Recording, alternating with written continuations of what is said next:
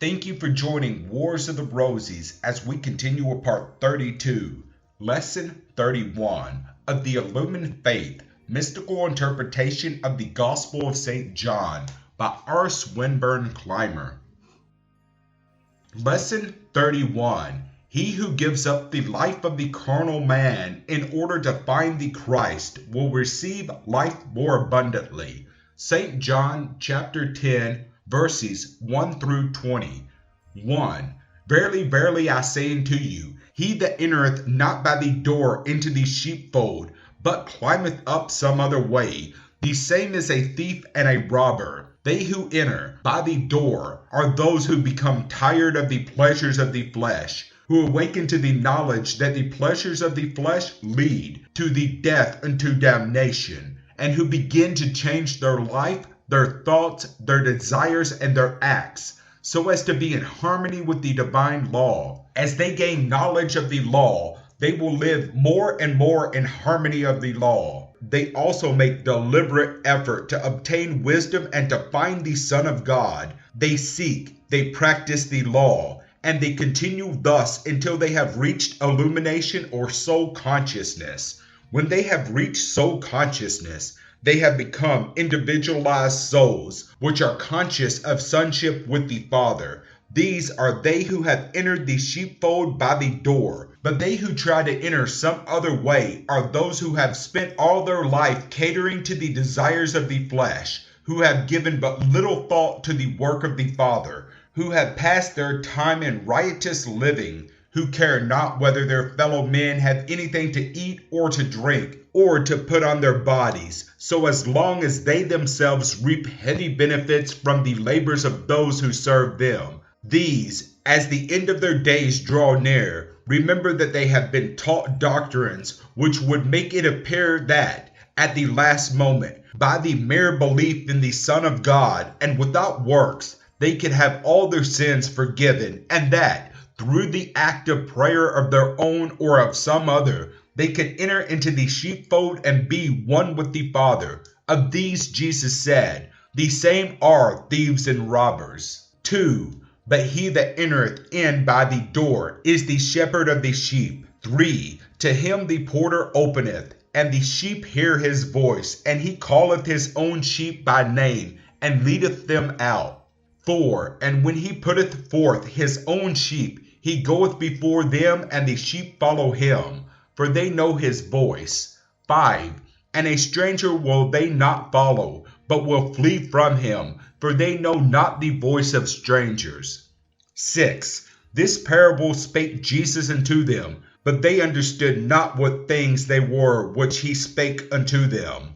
7. Then said Jesus unto them again, Verily, verily, I say unto you, I am the door of the sheep. Only through the Christ can we enter into the kingdom. In order to find the Christ, we must not only believe, but we must live as we believe. We must do the works of the Father in our relations with men in the practical affairs of life as well as in the inner work of soul development. We must obey the divine law. We must seek for and find the kingdom of heaven now, here on earth. When we have found the kingdom of heaven, we have found also the Christ. No man can find the kingdom of heaven through prayer alone, but through prayer accompanied by works. Faith without works is dead. 8. All that ever came before me are thieves and robbers, but the sheep did not hear them. 9. I am the door. By me if any man enter in, he shall be saved and shall go in and out and find pasture. Only through the Christ can we enter the kingdom. The Christ is not for us until, through living the law, we have become illuminated and have become the Son of God, and have thus entered into the kingdom of heaven. The command is, Seek ye first the kingdom of heaven, and all things shall be added unto you. It does not read, Seek ye first all the pleasures of the sense life, and then pray to the Father that ye may enter into the kingdom. 10. The thief cometh not, but for to steal and to kill and to destroy. I am come that they might have life, and that they might have it more abundantly. He who lives the life of the Christ is not a parasite. He does not steal. He does not exploit his fellow man, nor misuse the creatures of God, nor does he sell the chastity of the daughters of men, nor make the sons of men imbeciles. He lives to be of service to mankind. He seeks not for the treasures of the earth in countless numbers, but obtains only that he may the better help others. All his works are with the idea of doing the will of the Father. 11. I am the good shepherd. The good shepherd giveth his life for the sheep. 12. But he that is an hireling, and not the shepherd, whose own the sheep are not, seeth the wolf coming, and leaveth the sheep and fleeth, and the wolf catcheth them, and scattereth the sheep.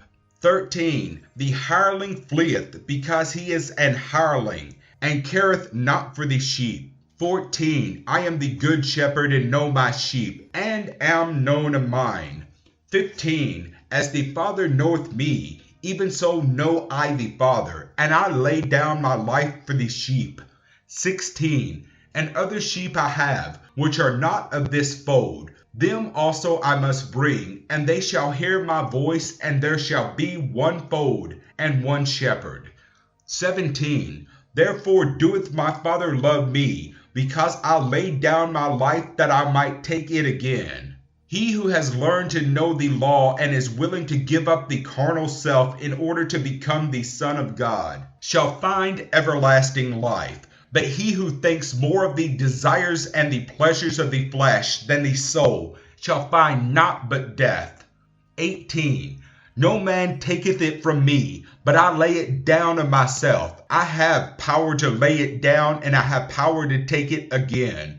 This commandment have I received of my Father. When we have so lived as to find the Christ, then can we give up the life of the body, since the life of the Christ, the soul, has been fully awakened. And when we have laid down the life of the self, we can easily take up the life of the soul, which is the real man. Men may take the life of the body, but they cannot take the life of the soul. For only God can take that from us when we have neglected to make use of it. 19. There was a division therefore again among the Jews for these sayings. 20. And many of them said, He hath a devil and is mad. Why hear ye him? Thank you for watching, and please don't forget to share, like, subscribe, and comment. And if you can, please consider donating to Wars of the Rosies. Links to PayPal and Patreon are in the description. Thank you so very much.